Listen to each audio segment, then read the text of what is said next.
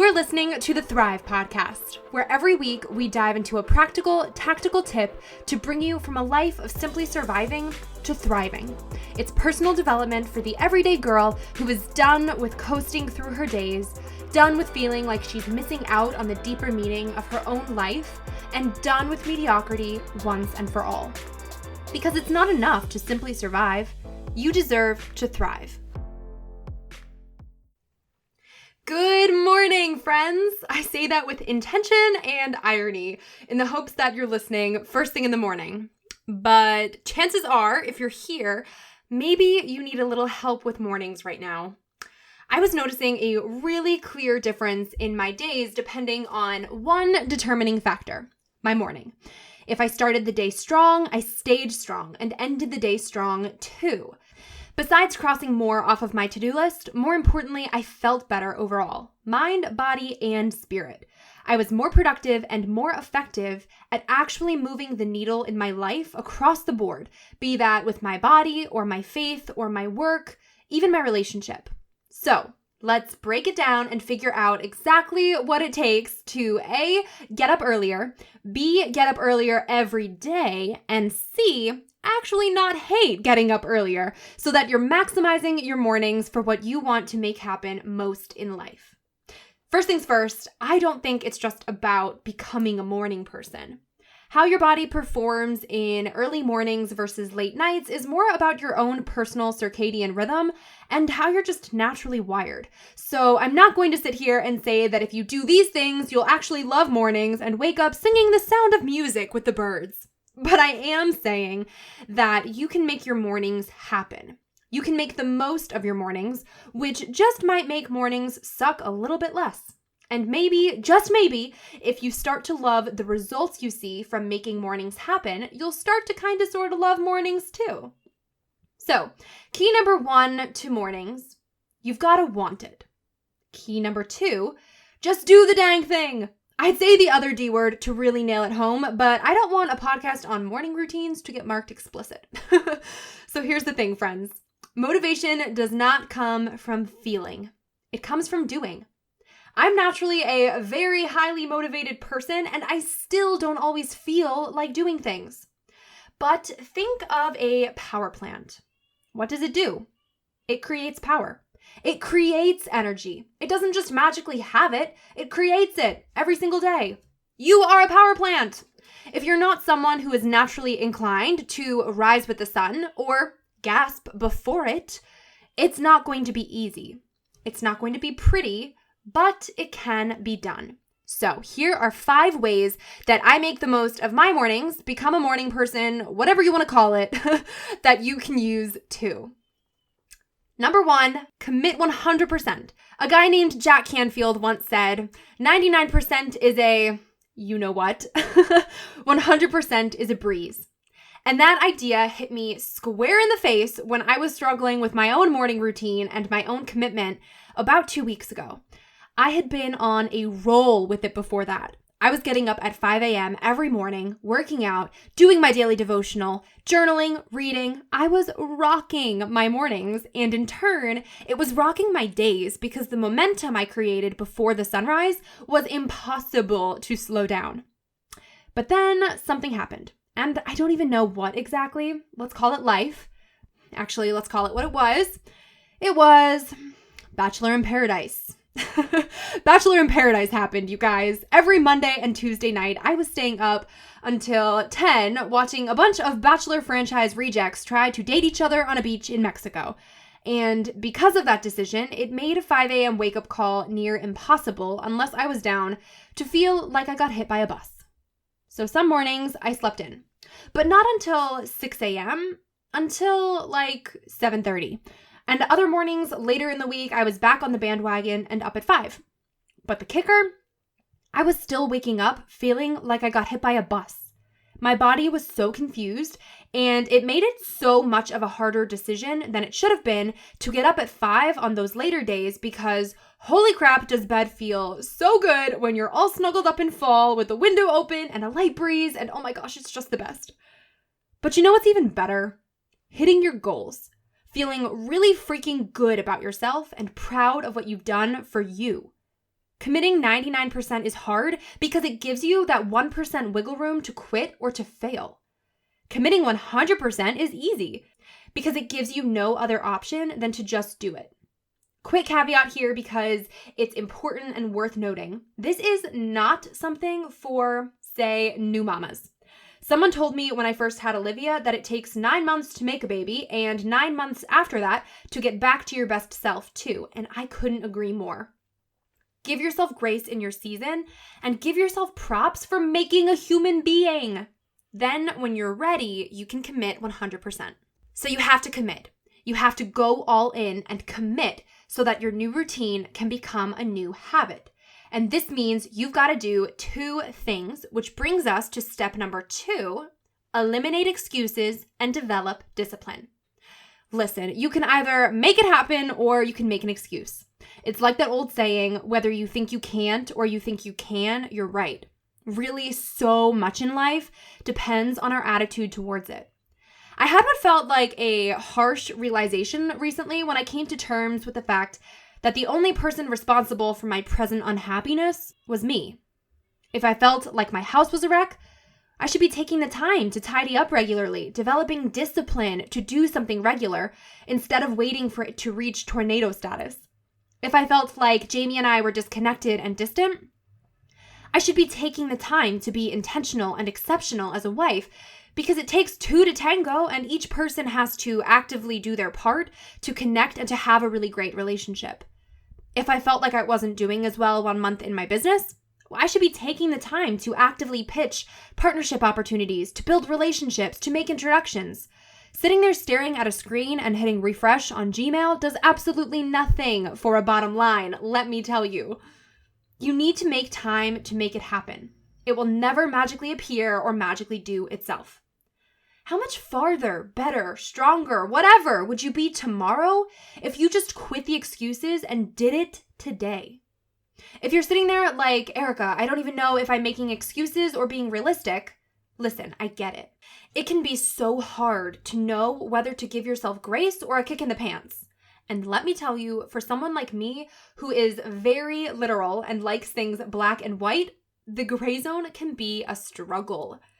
So I like to try this trick to kick it up a notch regardless of where you're presently at. The gist is 1 degree. The difference is just 1 degree. 1 degree takes water from hot to boiling. And while hot water might just burn, boiling water can cook an egg or power a steam engine. It makes things happen. 1% takes you from struggling to make decisions or fully committing to being in it to win it, no questions asked. 1 hour earlier takes you from waking up feeling behind before you've even gotten out of bed to feeling in control, taking better care of your mind, body, and spirit with intentional, dedicated you time. Sometimes we fall into a trap of thinking that our dreams and goals are so far away that they're simply unachievable, that our current routines are comfortable enough, and there's just too much complication that sits between where we are and where we want to be. But that couldn't be farther from the truth. Sure, there's bound to be some discomfort in the process, but the best things in life, honey, they're not in your comfort zone. They live in a place beyond that. So it's time to get comfortable being uncomfortable and push past any excuse that's keeping you somewhere limiting. If your mind, body, heart, and or soul is not fulfilled in your current space, then your current space isn't the place for you. Okay, I know I just mentioned waking up an hour earlier, so this brings us to step number 3, wake up an hour earlier. Friend, I'll be honest, I was getting up at 6 a.m. for years and thought I was doing it. I thought I was slaying the morning game. But deep down, I knew I wasn't, because I still had this list of things for me that weren't happening. And really, it wasn't just for me. Your own self has to be healthy for everything else in your life to be healthy, be that your work, your relationships, or really anything else. I knew the things that weren't happening with my 6 a.m. wake up were directly correlated to areas in my life that weren't healthy, namely my body, my faith, and my mind. I felt weak. I felt weak because I was a varsity athlete for years of my life and then wasn't. My knees are anatomically crooked, and after years of competitively running, I can't run anymore. The cartilage there is gone, and it becomes excruciatingly painful to do what I once did daily, sometimes twice daily. So I'd feel sorry for myself, and then I'd let excuses kick in. I'd try this or that at the gym, but it wasn't my thing, so I'd flake around with it and never make it habitual.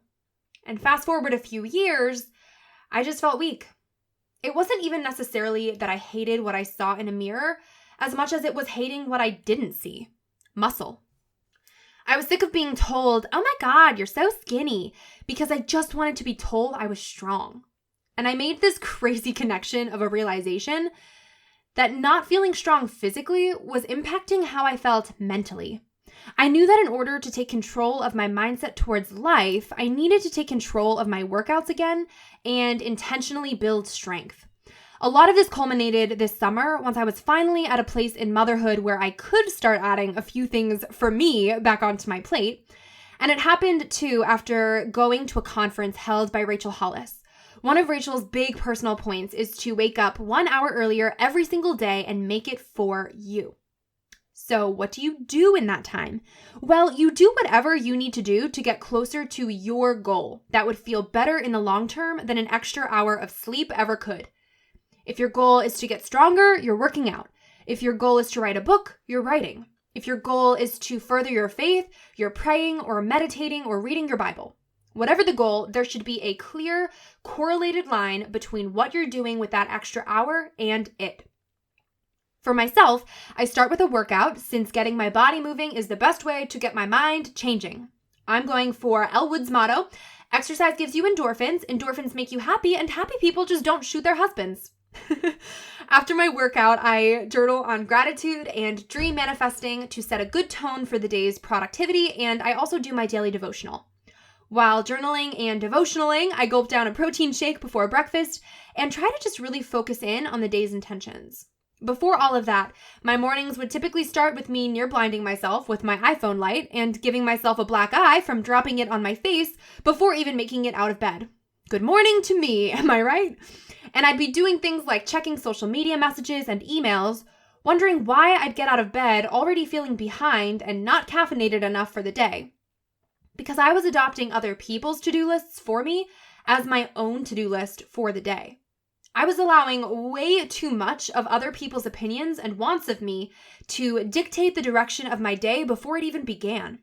It was starting off on the wrong foot, 3 steps behind for people who had their own best intentions at heart instead of mine, because I wasn't even calling first dibs on my own calendar. All that being said, the 1 hour earlier strategy is really just meant for you. There's obviously a time and a place to help others or put others' needs first, but if it's running your day-to-day to the point where it's preceding your own health and well-being, well, something's got to give. So I start 1 hour earlier. In your own morning routine, you might not be working out or doing a devotional or journal. You might be meditating on the lawn or doing the dishes or writing a novel. Literally, whatever works for you is what this hour is meant for, and it's meant to eliminate the excuse of the kids waking up or the day job that starts at 9 a.m. It's just for you. Since I know you're a selfless one who will put your own wants and needs on the back burner for everyone else and their mom, right? It's time for you. So if it means a morning routine 1 hour earlier than before, that's that. All right, this brings us to step number 4, which is to get routinized. The easiest way to do hard things is to make hard things habits. And the way to make habits is to ease into it with a dedicated routine. Really, routine is the key since routines are made up of habits. Habits are what get us to the next level since they eliminate our ability to emotionally reason our way out of a situation. Remember how we just talked about eliminating excuses and developing discipline and committing to 100% already? Well, we're still human. And I don't know about you, but I swear I was a lawyer in my past life because I can reason my way out of anything I don't want to do and call it self-care. If going to the gym at 5:30 a.m. every single morning becomes habitual, it's not an option, no matter how tired or hungover or I just don't feel like it we might be that day. When creating your own routine, it's important to be intentional, but also realistic and ease into it. So I say ease into it here because the quickest way to completely overwhelm yourself is by going balls to the wall too soon. If you're used to getting up at 7:45 to lazily shower and loosely get ready before being at the office for 9, a daily 5 a.m. alarm to go pump iron is not going to feel like a walk in the park. If anything, it risks unsustainability or burnout since your body has no clue yet how to adjust to this new cycle. So instead, ease into it. Start small at first, so long as you're starting somewhere. Practice creating an intentional, dedicated routine that can and will become a habit and get as specific as humanly possible with it. I'm talking step 1, wake up at 5 a.m. Step 2, pee. Step 3, walk downstairs, feed the cats. Step 4, take out vitamins. Step 5, start the Keurig. Step 6, open your devotional. Step 7, drink coffee while reading daily devotional, etc. It's a routine, yes, but it's so insanely specific that each individual step can easily become a force of habit where you just do without even thinking. That's the goal here. Just do it. No room for feeling otherwise. Eventually, you won't need to write down every itty-bitty step along the way, and it'll just become second nature. In order for you to get to that level, it's going to take one thing and one thing alone: consistency. Which brings us to our 5th and final step to becoming a morning person or making mornings happen or whatever the heck you want to call it. Step 5, get consistent. Consistency creates habits, and habits eliminate thinking. If you can eliminate that internal battle of should I or shouldn't I wake up early? Can I or can't I make it to the gym today? Do I or don't I work on my screenplay or start this business or whatever you've got your sights set on? That's where the magic happens because you've saved up more decision-making power for more serious choices later in the day. I remember learning all about this in one of my favorite classes in college that I didn't blog through, and that was positive psychology. Holla at any positive psych majors tuning in. But it's a scientific and psychological fact that your willpower is like a muscle. As you use it, it tires out just like your biceps would with more reps at the gym, and you can eventually be left with what's called decision fatigue. When that happens, your brain just kind of shuts down and reverts back to basics, to habits that don't require thought, which is why getting consistent with what counts really matters, especially when it comes to making mornings more impactful, and especially if mornings have not really been your thing before today. First thing on the list to get consistent with are your wake-up call and your bedtime. Set the alarm and stick with it. And to make it easier on yourself, hit the sack at whatever time you need to get as many hours of sleep as your body needs to be at its best. You and only you know yourself best. Maybe you need 9 hours of Z's, maybe you need 6. So don't compare yourself to anyone else on your Instagram feed here. If you've got to get to bed at 9:30 instead of midnight, then commit and know that that's just what it takes to get where you want to go. And that's okay. If you're in the zone of trying to coordinate wake up with bedtime for your ultimate personal combo, it might feel unnatural at first and your body might take some adjusting. And that's also okay. Some things to try. Cut out technology for the hour before you're trying to fall asleep, since blue light from your phone can make neurons fire, keeping your brain awake. Try gratitude journaling or light reading to mentally wind down, or try different natural supplements or solutions to encourage sleep. I've seen calming gummies on Amazon that are just magnesium supplements. Of course, consult with your doctor before adding anything like that into your routine, but know that it's an option to help get you started. When it comes time to actually wake up, I personally like using the iPhone bedtime functionality since it wakes you up in a more gentle fashion than just a blaring buzzer at your face. But I've seen this recommended by some friends of mine and I'm dying to try it out. A smart alarm. A smart alarm can be just an app on your phone that requires some sort of brain power to turn off. Since your typical alarm can just be mindlessly shut off, which my husband is living proof of, he can end up not realizing it even went off in the first place. A smart alarm can A, wake you up, and B, keep you up. So you might have to do some basic shape matching or a quick riddle, but it'll force you to start functioning and not just snooze and snuggle back into bed. Another tip here is to set up the night before for the next morning. You know when you're trying to force your butt to the gym, so you leave your Nikes in plain view so that they're unavoidable? Same thing here, just set everything up to prepare for the next morning. Your coffee mug under the Keurig, your planner open to the day's page, which is already filled out and ready to go, your outfit picked on the closet door. Again, we're eliminating the need for decision making. We make on average somewhere near 34,000 decisions a day. Literally, that's a scientific fact. Every little thing is this or that in our heads, regardless of whether or not it feels like a difficult decision in the moment. So we really need to save our headspace for the decisions in our day that are actually really freaking hard, like important calls at work or things regarding our health or family. Ain't nobody got time to waste on petty choices before the day has really begun. Anything that could be overridden by a do I feel like it or not should be pre-planned so that the only choice at hand is to go. So, my friends, that sums it up. You ready for tomorrow morning? In all seriousness, rocking mornings doesn't happen overnight, or at least not in one night.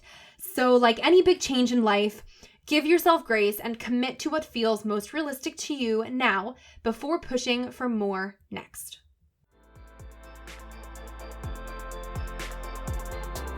Wait, before you go, if you like what you just listened to, drop us 5 stars on iTunes. Make sure you're subscribed to never miss an episode of Thrive. And if you're on Instagram, snap a screenshot and share to your story with what episode you're tuning into and tag me at Erica Lagenza with what part resonated with you the most. That way I can see what's helping you and your friends can pick up a helpful tidbit too. Thanks for tuning in. It's your time to thrive.